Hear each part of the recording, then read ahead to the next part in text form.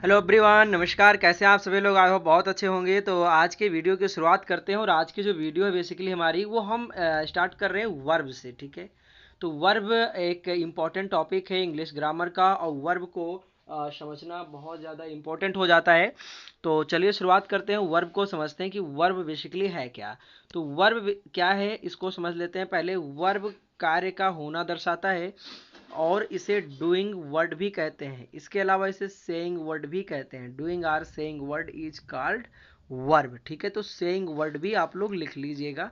जो भी मैं आप लोगों को पढ़ा रहा हूँ इसका नोट्स जरूर बनाते रहें और समझते चलें कि क्या क्या चीज़ें आप लोगों के लिए ज़्यादा अच्छे से समझ में आ सकती हैं, क्या क्या चीज़ें आप लोगों के लिए इंपॉर्टेंट है, वही चीज़ मैं अपलोड करूँगा और रेगुलर आपको वीडियोज़ मिलेंगे। ठीक है, तो वर्ब कार्य का होना दर्शाता है, अतः वर्ब को डूइंग वर्ड भी कहते हैं और सेइंग वर्ड भी कहते हैं। ठीक है, apart from saying doing word it is also called saying word, doing word and saying word. ठीक है, वर्ब का जो हिंदी होता है वो होता है क्रिया।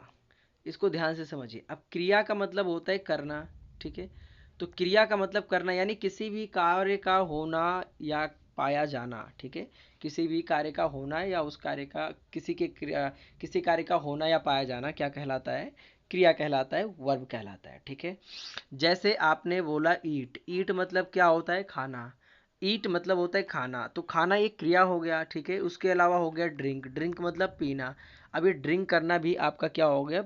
कार्य हो गया। ठीक है, उसके अलावा हो गया बाथ। बाथ मतलब क्या हो गया? नहाना।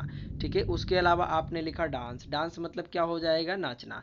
ये सारे के सारे कार्य हो जाएंगे, क्रिया हो जाएगी। ठीक है, जितना भी आप कुछ बोलते हैं जैसे हो गया रन मीन्स दौड़ना। ठीक है, जंप मीन्स कूदना, कुक मीन्स पकाना, मेक मीन्स बनाना। तो ये जितने भी आप ऐसे सब कुछ बोल रहे हैं वो सारी की सारी चीज़ें क्या हैं? वो क्रिया हैं। ठीक है, इस चीज़ को नोट करते रहना। उसके इसके अलावा इनकी फॉर्म होते हैं। इनके क्या होते हैं? फॉर्म पाए जाते हैं।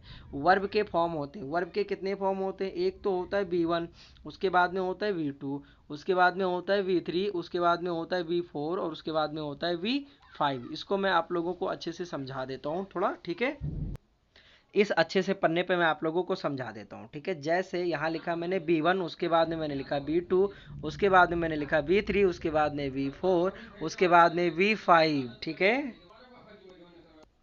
तो यहाँ पे हम कुछ वर्ब आपको लिख के पहले दिखा देते हैं। ठीक है, जैसे मैंने यहाँ पे लिखा कम, और कम का जो सेकेंड फॉर्म होता है वो होता है केम। थर्ड फॉर्म होता है कम। उसके बाद में यहाँ पे हो जाएगा कमिंग। फोर्थ फॉर्म क्या होगा? कमिंग। और ये जो फिफ्थ फॉर्म होगा ये हो जाता है कम्स। ठीक है, अब यहाँ पर अच्छे से समझते हैं कि इनका क्या मतलब है। जो आपका कम है, ठीक है, ये होता है आपका base form of the verb. Base form of verb, base form बोलते हैं। ठीक है, बेस फॉर्म मतलब बेसिक फॉर्म। ठीक है, इसी को हम बोलते हैं फर्स्ट फॉर्म, क्रिया की फर्स्ट फॉर्म। ठीक है, इसको मैं यह बना देता हूँ, क्रिया की फर्स्ट फॉर्म। अब उसके अलावा यहाँ पे जो केम है बेसिकली इसी को हम बोलते हैं पास्ट फॉर्म। ठीक है, ये हो गया आपका पास्ट फॉर्म। ये आप लिखते रहना। ठीक है, आप लोग नोट्स बनाते रहेंगे तो आप लोगों के लिए ही सही रहेगा, इजी रहेगा। ठीक है, अब उसके बाद में केम हो गया पास्ट फॉर्म और उसके बाद में यहाँ पे हम देखते हैं कम को। ये जो कम है बेसिकली यहाँ पे ये वर्ब की थर्ड फॉर्म है, इसी को बोलते हैं पास्ट पार्टिसिपल। ठीक है, इसी को क्या बोलते हैं? Past participle. ये एडवांस लेवल की ग्रामर नहीं है, बेसिक टू एडवांस समझाएंगे। ठीक है, बस ये वर्ब के बारे में कंप्लीट स्ट्रक्चर है। जो आप वर्ब पढ़ते हो, वर्ब वर्ब करते रहते हो ना कन्फ्यूजन में, तो ये उसी के बारे में है, पास्ट पार्टिसिपल। अब यहाँ पे हम देखते हैं इसको कमिंग को। ठीक है, ये कैसे बनता है? जस्ट अ मिनट, ये ऐसे बना है देखो। इसे क्या किया गया है? पहले लिखा गया है कम। ठीक है, उसके बाद में इसमें जोड़ा गया है आईएनजी। तो ये जो कम में आईएनजी जोड़ के कमिंग बनाया गया है, इसमें बेसिकली क्या होता है ना कि कम में आईएनजी जोड़कर कमिंग बनाया गया है। ये बेसिकली एक हो जाएगा B4। ठीक है, और B4 को हम क्या बोलते हैं? Present participle. इसके कई यूज हैं, कई नाम हैं, मैं आप लोगों को आगे बताऊंगा एडवांस क्लासेज जब चलेंगी। ठीक है, प्रेजेंट पार्टिसिपल। तो ये जो प्रेजेंट पार्टिसिपल है ये एक यूज इसी कमिंग का जो होता है बेसिकली कहलाता है जेरेंड। ठीक है, अब यही आपका परफेक्ट पार्टिसिपल, बहुत जगह इसका यूज होता है तो मैं आप लोगों को आगे समझाऊंगा बेसिकली कि क्या है कैसे है। ये जो कम्स है ये बेसिकली बेस फॉर्म में जो ना B1 में यस या यस लगाने से बनता है, इसी को B5 बोलते हैं। तो आई होप कि ये स्ट्रक्चर आपको बहुत अच्छे से समझ में आया होगा। अब चलिए आगे की थ्योरी देखते हैं। अब यहाँ समझते हैं हम, ठीक है, बेसिकली कि ये जो आपका वर्ब है इसके बेसिकली कितने पार्ट होते हैं, इसके दो पार्ट होते हैं। ये एक तो आपका होता है हेल्पिंग वर्ब, ठीक है, और दूसरा कौन सा होता है, वो होता है आपका मेन वर्ब, ठीक है। तो verbs has two parts, one is helping verb and second one is main verb, ठीक है। हेल्पिंग वर्ब में बेसिकली कौन कौन से वर्ब आते हैं मैं आपको समझा देता हूँ, ठीक है। हेल्पिंग वर्ब में बेसिकली इतनी ज़्यादा ड्राइंग नहीं करनी थी, एक ड्राइंग करनी थी, just a minute.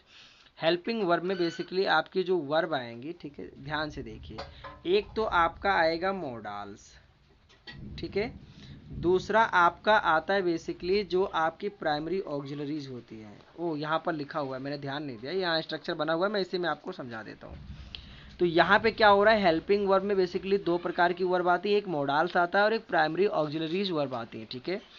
Primary auxiliaries में कौन कौन सी होती है आप यहाँ देख सकते हैं। यहाँ पर तीन चीज़ें, बी, डू और हैव।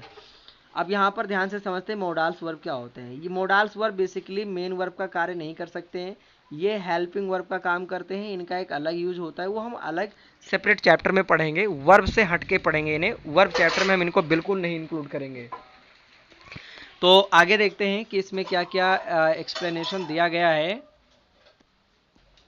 यहाँ पर आप देख सकते हैं लिखा हुआ है मेन वर्ब का कार्य नहीं कर सकते हैं कौन, मोडाल्स, ठीक है। उसके अलावा कैन, कुड, मे, माइट, ठीक है, need, can, could, may, might, ये आपके सैल, शुड, ये जो होते हैं आपके मोडाल्स होते हैं। एंड जो नीड, डेयर आपके होते हैं और यूज टू, इनको हम मार्जिनल ऑक्सिलरीज वर्ब कहते हैं। ये लिखा ना मार्जिनल ऑक्सिलरीज।